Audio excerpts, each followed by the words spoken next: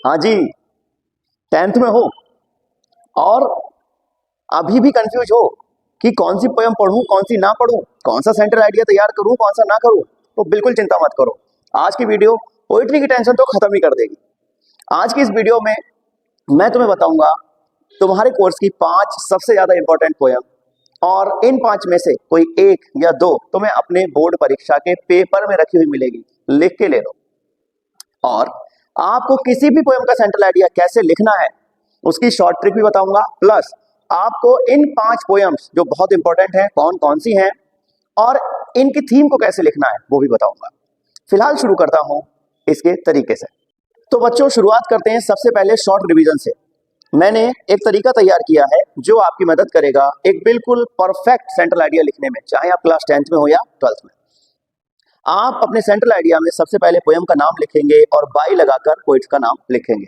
उसके बाद आप लिखेंगे उस पोयम का नाम, कविता का नाम। तो poems name is one of the finest poem composed bye, फिर लिखेंगे यहां पर आप पोइट का नाम यानी कि लिखने वाले का नाम।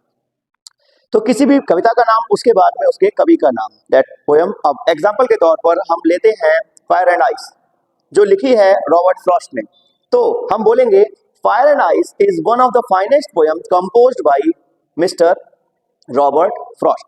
उसके बाद अगली लाइन जो हमारी रहेगी वो रहेगी it is a true example of his poetic excellence and literary wisdom. ये उनके पोएटिक एक्सीलेंस और लिटरेरी विजडम का सबसे बेहतरीन एग्जांपल है। उसके बाद आप अगली लाइन यूज करेंगे the poet has used simple yet powerful language to express his deep emotions. अपने गहरे संवेदनाओं को व्यक्त करने के लिए लेखक ने बहुत ही सिंपल लेकिन पावरफुल लैंग्वेज का यूज किया है। इसके बाद बीच में आप डालेंगे थीम। हर पोएम की थीम अलग होती है और आप बच्चों को कोई कॉम्प्लिकेशन ना हो इसके लिए मैंने हर पोएम की थीम भी लिख के रखी है कि इस थीम में आपको कौन सी 2 लाइन्स लिखनी है, वो मैं अभी डिस्कस करूंगा। फिलहाल के लिए आप मान के चलिए इस पोर्शन में आपको लिखना है वो थीम जो मैं खुद आपको लिख कर दूंगा। थीम लिखने के बाद में आपको 2 लाइन्स और ऐड करनी है। पहली, the poem leaves a long lasting impression on readers mind, यानी ये जो पोएम है पढ़ने वाले के दिलो दिमाग पर बहुत गहरा प्रभाव छोड़ती है। और साथ ही the poet's choice of words and rhythm adds beauty and meaning in the poem, यानी हमारा जो कवि है उसकी शब्दों की और लय की जो चैन है वो हमारे पोएम के अंदर ब्यूटी और मीनिंग को ऐड कर देता है। लास्ट लाइन से आप पोएम के सेंट्रल आइडिया को खत्म करेंगे the poet deserves appreciation for creating such a memorable piece of art. इतना बेहतरीन कला का नमूना बनाने के लिए, स्मरणीय कला का नमूना बनाने के लिए जो हमारा कवि है वह प्रशंसा का पात्र है। इस पूरे सेंट्रल आइडिया में अगर ध्यान से देखा जाए तो आपको केवल 3 ही चीजें याद करनी है। नंबर 1 पोइट का नाम, नंबर 2 पोएम का नाम और number 3 theme of that poem. यानी अगर आप इस फॉर्मेट को याद कर लें और उसके बाद हर पोएम में से केवल पोएम का नाम, पोएट का नाम और थीम की 2 लाइनें याद कर लें तो ऐसी कोई पोएम बची ही नहीं आपके सिलेबस में जिसका सेंट्रल आइडिया आप नहीं लिख सकते हैं। शुरुआत करते हैं सबसे पहले। वैसे तो आपके कोर्स में लगभग 10 पोएम है, लेकिन उनमें से 5 जो मोस्ट इंपॉर्टेंट पोएम है वो आपके सामने मैंने यहाँ लिखी हुई है। सबसे पहले डस्ट ऑफ स्नो जो आपकी पहली पोएम है और फायर एंड आइस जो आपकी दूसरी पोएम है, दोनों ही लिखी हैं रॉबर्ट फ्रॉस्ट ने। तो इस सेंट्रल आइडिया को लिखते समय आप पोएम के नेम की जगह लिखेंगे डस्ट ऑफ स्नो और पोइट के नेम की जगह लिखेंगे रॉबर्ट फ्रॉस्ट। इसके अलावा जहां थीम दी है वहां हम शुरुआत में यही कॉमन लाइन लिखेंगे, क्या, the theme of this given poem is. इतनी चीज हम कॉमनली लिखेंगे और उसके बाद में डस्ट ऑफ स्नो के अंदर हम लिखेंगे the theme of the given poem is about showing nature's healing power. किस बारे में है? नेचर की हीलिंग पावर के बारे में है। It shows even small natural events like falling snow dust can uplift emotions. क्या कह रही है? ये कविता कह रही है कि कभी कभी छोटे से नेचुरल इवेंट, छोटे छोटे प्राकृतिक घटनाएं भी, लाइक फॉलिंग स्नो डस्ट, बर्फ के टुकड़ों का, बर्फ की धूल का गिरना भी क्या कर सकती है? Can uplift emotions, heal our inner turmoil and restore balance. हमारे इमोशंस को अपलिफ्ट कर सकती है, हमारे इनर टर्मोइल, हमारे अंदर जो अंतर्द्वंद चल रहा है उसको खत्म कर सकती है और हमारे जीवन में बैलेंस यानी संतुलन को फिर से वापस ला सकती है। बस थीम वाली जगह पर 2 लाइनें लिख लो। अरे कठिन है क्या? 2 लाइनें याद करनी है केवल। कवि और कविता का नाम तो तुम्हें पहले से याद है। केवल डस्ट ऑफ स्नो में आपको पूरे सेंट्रल आइडिया की जगह 2 लाइनें जो मैंने लिखी हैं लिख दो। कोई ऐसा व्यक्ति नहीं है जो आधा नंबर भी तुम्हारा सेंट्रल आइडिया में काट पाए। ठीक इसी तरीके से आगे बढ़ते हैं। सेकंड जो मोस्ट इंपॉर्टेंट पोएम है वो है फायर एंड आइस, जिसे लिखा है रॉबर्ट फ्रॉस्ट ने।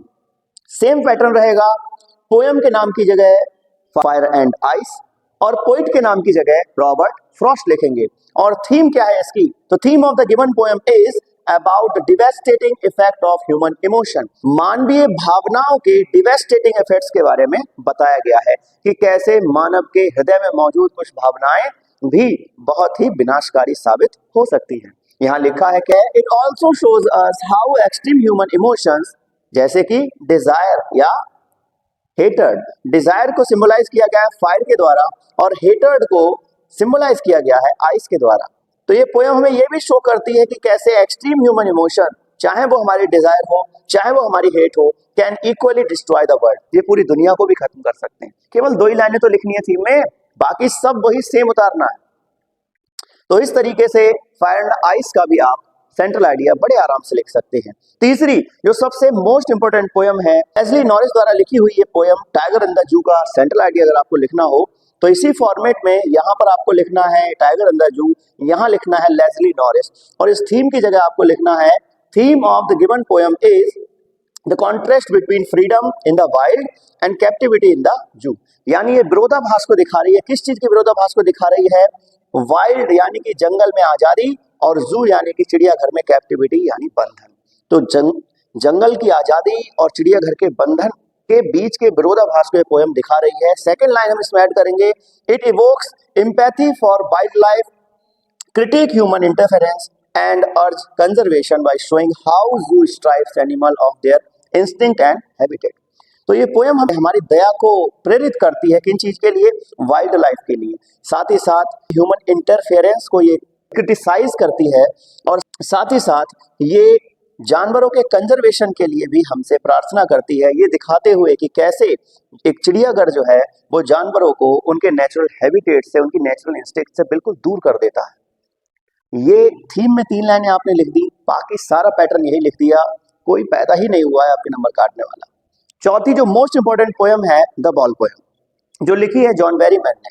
सेम पैटर्न रहेगा, पोइट के नाम की जगह जॉन बेरीमैन, पोयम के नाम की जगह द बॉल पोयम। और थीम में हमें क्या लिखना है? Theme of the given poem is revolving around loss and acceptance. ये थीम जो है ये घूम रही है किसके आसपास? लॉस और एक्सेप्टेंस। लॉस हानि, एक्सेप्टेंस उसको स्वीकार करना, हानि और हानि को स्वीकार करना, कोई चीज खो जाए, खोने के बाद उसे स्वीकार करना, इस चीज के आसपास, इस भाव के आसपास ये पूरी पोयम घूम रही है। Poet shows us by losing his ball the boy learns that something, और आगे लिखा है मटेरियल और emotional can not be recovered और रिप्लेस्ड बाय द मनी। तो बच्चा ये हमें पोयम जो है उसमें पोइट हमें दिखा रहा है कि अपनी बॉल को लूज करने के साथ ही बच्चा सीखता है कि इस दुनिया में कुछ ऐसी चीजें भी हैं, चाहे वो मटेरियल चीजें हों चाहे वो इमोशनल चीजें हों, उनकी रिकवरी नहीं की जा सकती, उन्हें रिप्लेस नहीं किया जा सकता पैसे के द्वारा। पैसा हर चीज खरीद नहीं सकता, पैसा हर चीज रिप्लेस नहीं कर सकता। ये पोयम हमें बताती है, ये इसकी थीम है। इसके बाद last but not the least सबसे मोस्ट इंपॉर्टेंट पोयम मेरे हिसाब से है अमेंडा। अमेंडा ऐसी पोयम है जो आपकी उम्र के बच्चों के अंदर फ्रीडम की जो अर्ज है, फ्रीडम की जो नीड है, उसके बारे में बात करती है। तो अमेंडा जो पोयम लिखी है रॉबिन क्लाइन ने, आपको इसका थीम लिखने के लिए क्या करना है? पोयम के नाम की जगह लिखना है अमेंडा, पोइट के नाम की जगह लिखना है रॉबिन क्लाइन, और थीम की जगह आपको बस यही लाइंस लिखनी है जो मैंने लिखाई हुई है इस जगह पर। The theme of this given poem is, इसके बाद आपको लिखना है about a young girls longing for freedom. Theme किस बारे में है? एक युवा लड़की की फ्रीडम यानी आजादी की चाह के बारे में है। Amid constant parental nagging and restriction, किसके बीच में? पेरेंट्स के द्वारा लगातार की नॉगिंग यानी टोकना और रेस्ट्रिक्शन यानी कि दबाव, रोकना, विरोध, प्रतिरोध। तो पेरेंट्स के द्वारा लगातार की रोक टोक और लगातार के नियम कानून बंधन के खिलाफ एक बच्चे की आजादी की चाह के ऊपर ये पूरी की पूरी पोयम बेस्ड है। साथ ही साथ एक लाइन हम इसमें और ऐड कर सकते हैं, क्या? It also highlights the tension between a child's imagination and an adult's expectation. ये पोयम हमें ये भी दिखाती है, हाईलाइट करती है क्या? उस संघर्ष को, उस टेंशन को जो होता है एक बच्चे की इमेजिनेशन और एक बड़े के एक्सपेक्टेशन के बीच में। तो आप देख रहे हैं कि बहुत ही कम समय के अंदर मैंने आपको आपके सिलेबस की 5 सबसे मोस्ट इंपॉर्टेंट पोएम्स के बारे में बता दिया, और साथ ही साथ मैंने आपको वो तरीका दे दिया, अपने खजाने में से आपको वो अनमोल रत्न दे दिया, जिससे कि आप इन 5 से 7 मिनट के अंदर आपकी 5 मोस्ट इंपॉर्टेंट पोएम्स को याद कर सकते हैं। उनके सेंट्रल आइडिया को चुटकी बजाते ही आप लिख सकते हैं। तो बस आपको करना क्या है, आपको ये फॉर्मेट उतारना है, और साथ ही साथ आपको हर पोयम, उसका राइटर और उसकी थीम के 2 लाइंस को अच्छे से याद करना है। उम्मीद करता हूं आपके लिए ये जो वीडियो है बिल्कुल सही समय पे मिली है, और आप सही समय पे मिली इस वीडियो की उपयोगिता को समझते हुए इसे नोट करेंगे और शेयर करेंगे। और अगर आपको इसी तरीके से और अदर टॉपिक्स पर वीडियो चाहिए जो कम समय में ज़्यादा से ज़्यादा चीज़ों को कवर करें, तो आप कमेंट में अपने टॉपिक्स के नाम भी लिख सकते हैं। धन्यवाद। अगर वीडियो पसंद आई हो तो इसे आगे जरूर बढ़ाएं।